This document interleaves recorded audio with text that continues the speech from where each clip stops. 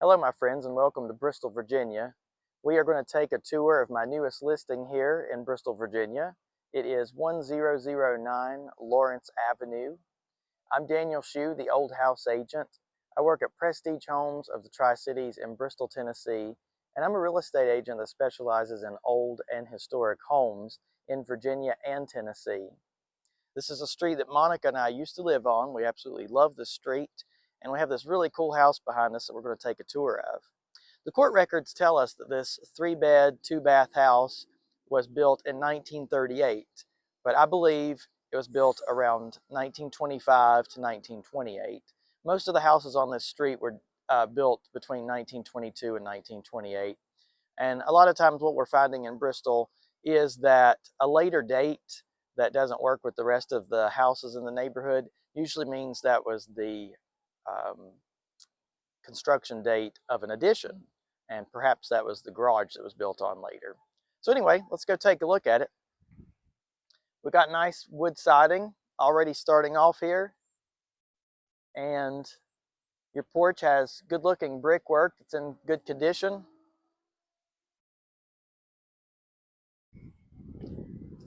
The owner has also recently done some updated landscaping, which is quite beautiful.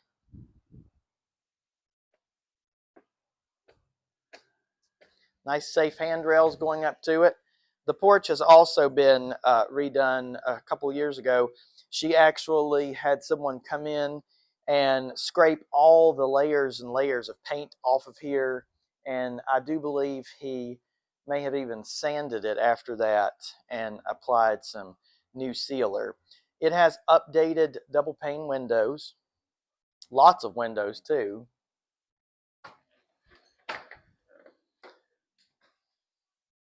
Come on in.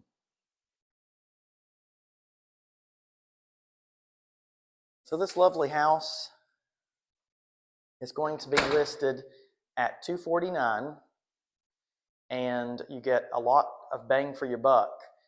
You know, a lot of my houses are either large historic houses that need a lot of work or large historic houses that don't need a lot of work. This is a beautiful home that is what I would refer to as affordable living here in Bristol. Shows you what you can get. I just think it's a wonderful house. There are houses right now listed on this street for 50, 60, 70,000 more than this.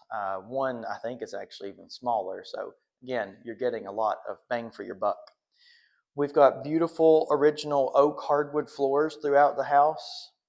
The fireplace here has gas logs in it, and probably original terracotta tile there. It's been painted out to be nice and bright and airy, but the staircase was retained. We'll take a look at that in a few minutes. She's got this beautiful door that someone has recently put up. It's looks like it's fir. And then here's the dining area. And we've got, again, beautiful original flooring in here. The ceiling height is probably about 9 feet. You've got lots of great windows in here. There was never a fireplace here, even though some old house people might think that's what is going on. I think the way this was designed was for a china cabinet, which is what she had here. So it's a great space for a pretty large dining room set and china cabinet with lots of bright windows. The heat in this house on the first floor is a gas furnace, and again, you have gas logs in the front there. But it also has a heat pump for air conditioning, so you're not going to get hot in the summer. Now in here, we've got the kitchen area, which really probably originally consisted of 2 rooms. They opened up this wall and made it sort of an eat-in kitchen. She did recently have this period-looking floor put in. We really like the way that looks. And the countertops are recent also. And 2 big bright windows here so you don't get distressed while you're washing dishes. It's a nice kitchen though. You know, there's a lot of room to move around in here and cook and do whatever you need to do. You know, this is the cooking area and the prep area. Monica is backing into the eating area, which is really, I really like this space. So you've got room for a table of 4 right here. So you've got a breakfast area and a dining area. And this is one of my favorite features of the house is this long window right here. I love this.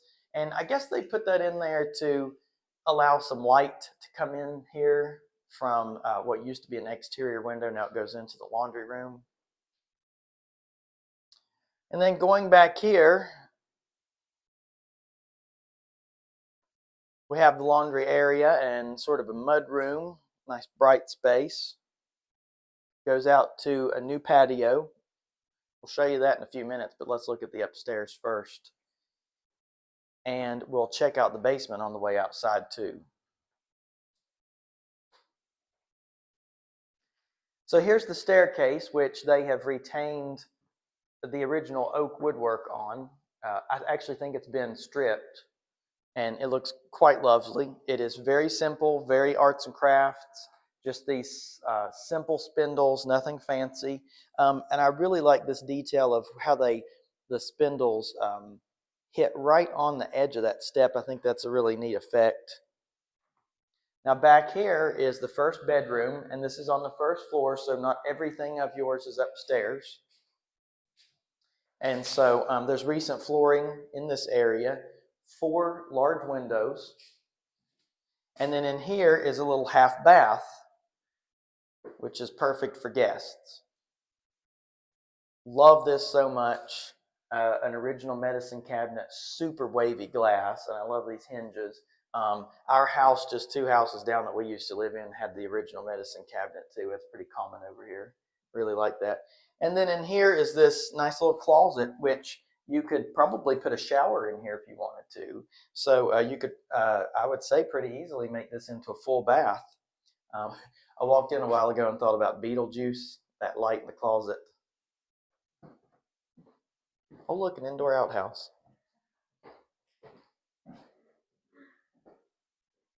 So let's head upstairs and take a look. This is where it really starts getting prettier too. I love this second floor. Again, they back 100 years ago, it was all about detail, even if it was simple detail. So they added this little rail right here for safety and beauty, and it matches the first floor very well. All right, get ready for this 1920s bathroom. I love this so much. Again, she's got new flooring in here and this charming clawfoot bathtub. Look how lovely that is. I just love it. And they've done something neat over here. They've got plexi on the wall so shower water doesn't hit the wall right there. And then they installed this beautiful sink here, which looks great. Nice big area. I guess this door will open all the way. Yeah, so yeah, it's a big space for a 1920s bathroom. I don't think it was ever a bedroom or anything. I guess they just needed some space. And coming into here is the second bedroom. Again, large closets for 1920s. And I'm saying 1920s because that's when I believe it was built. I'm positive of that, but I don't have court records to show it. So we're going to put 1938 on the listing just because that's what it says at the courthouse. Some of the locks have these keys, which are probably original to them. Love that. And these glass doorknobs. The floors up here are super cool. They're actually pine, and they're a wider plank than the ones downstairs. I don't know if this was meant to have linoleum or carpet over it, but either way they've been refinished and they're really quite lovely. But this room is super cool. So this is like a Jack and Jill sunroom. It connects that bedroom to this bedroom, and you talk about light. I can't even imagine if you had these things all the way up, it would be like the pearly gates. So this is another big space. You got 4 big windows.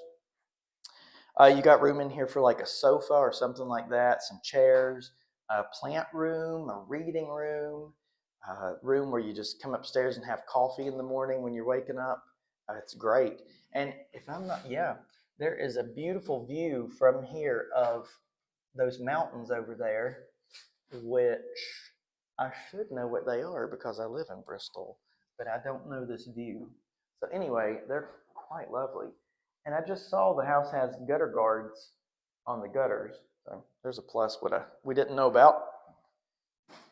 Coming into this bedroom, this is a huge bedroom right here, and it's got these Beautiful hardwood floors again. If you liked early American or primitive furniture, you could exist well in this house. I think these floors would lend well to that. And the woodwork's already painted. You could come in here with like a gray, sage green trim or something like that. You could go Victorian inside this house if you wanted to. There's a lot of things you could do. Two big windows there. And then another closet that's technically a walk-in.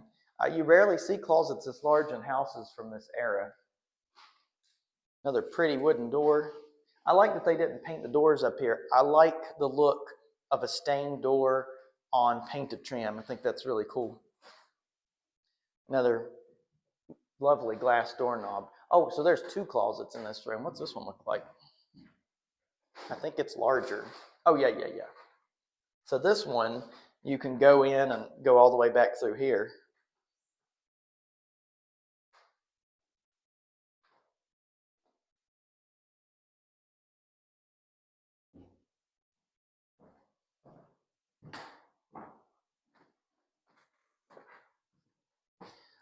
From here is a view of the backyard and the garage.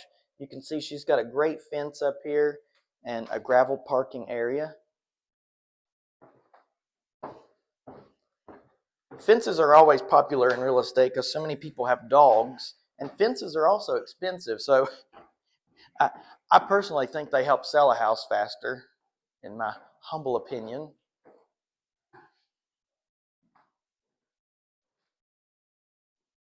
So let's check out the basement and then we'll go back to the backyard.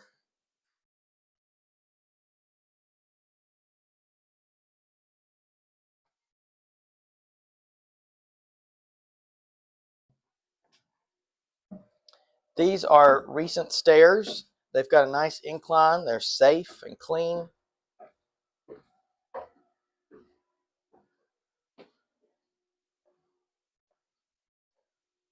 I don't know why this basement is so warm. I know the heat is on a low temperature, I suppose, but it feels really good down here. And so it's a nice space. It's not a full basement. It's maybe not quite half. And there's a sump pump here. You know, like a lot of these houses on this street, once in a while, it's not unheard of to get a little water in the basement. So there's a sump pump there to take care of that. Yes. Well, are you sure? Yes. It's not a softener. Okay, so it's a tankless hot water heater. Monica's educating me. Gas. And then you have kind of a storage area in here. And if I had this, I would put pallets in here if I stored anything on it, just to make sure that, you know, during a wet season, you didn't have any water come in on those things. But you got a little window there, which makes it a brighter space than your normal basement. And they painted everything white in here. It feels very clean.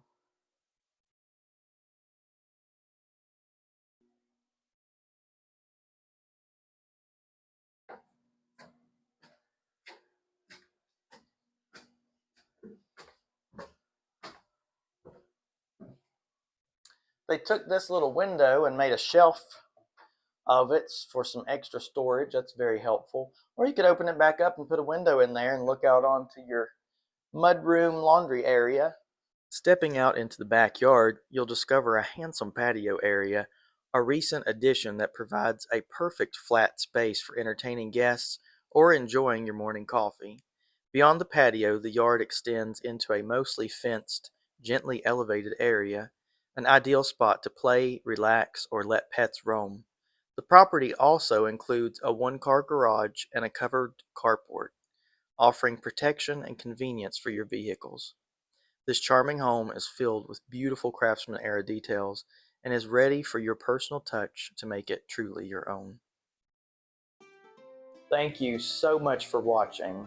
If you love old houses as much as I do, then I invite you to follow along on all my platforms.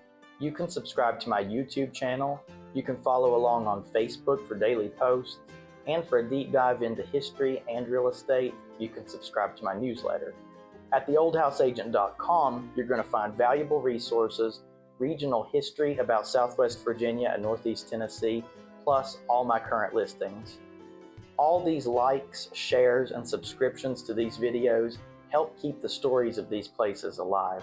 I'm Daniel Shue, the Old House Agent, and I'll see you on the next video.